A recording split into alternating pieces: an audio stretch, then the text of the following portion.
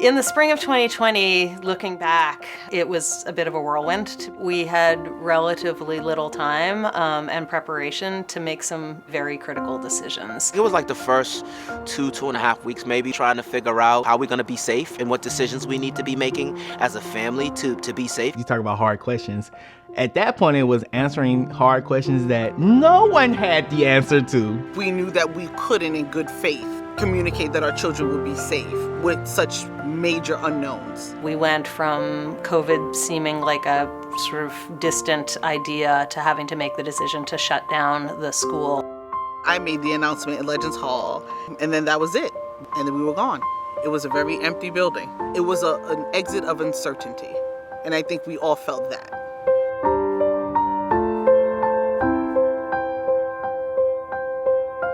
This is the home of Isaac and Vivian Pina.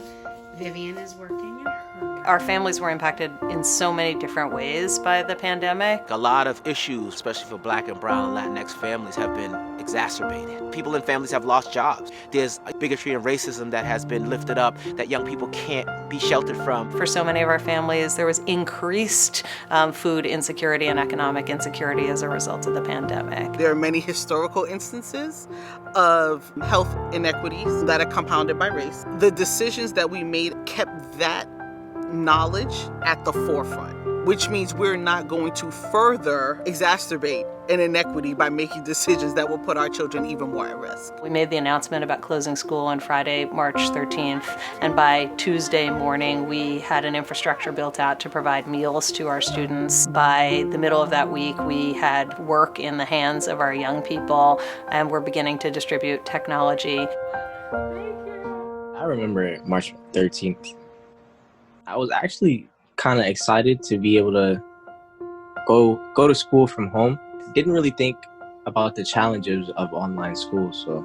And when COVID actually started, Mr. Lucy was out checking if anybody was okay. I was just thinking to myself, I'm really gonna have to adjust to this and just keep focused and just don't let my mind get off the track, basically.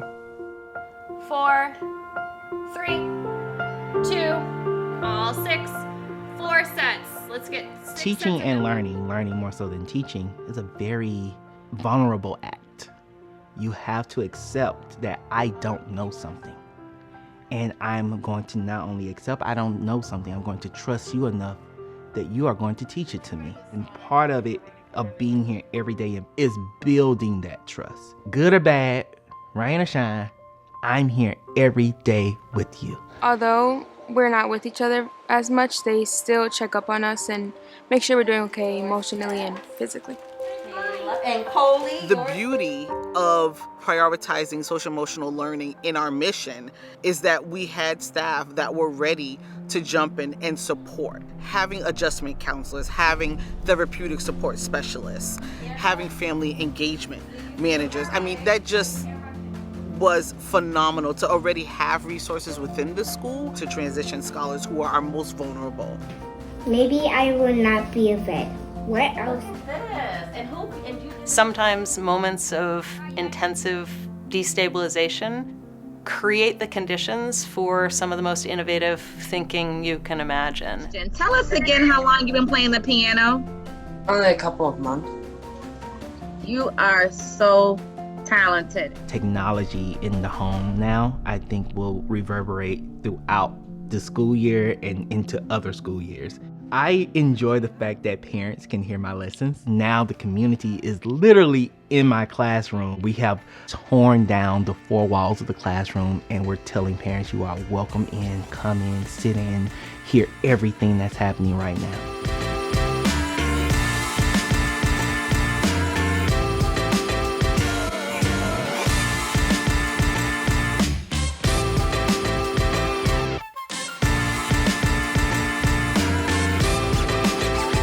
We get up in the morning and we have a space, finished basement that is we call it the university. And so we gear the kids up in the morning and everyone heads down to that university space to start their academics. The class of 2021 is our first graduating class. Even in the midst of an unprecedented pandemic, they are still going to achieve the goals that they set for themselves, but now they have additional skills of being able to persevere through adversity in a way that they didn't have before. And we couldn't write that in any mission statement or any roadmap for the state. I am part of the first graduating class of Neighborhood House Scholars. I definitely feel like I'm ready for whatever comes my way after high school, and a large part of that comes from Neighborhood House Charter School because they've definitely challenged me in a good way to make me reach farther. We believe in the NHCS model even more now. You really know what an institution is when crisis set in.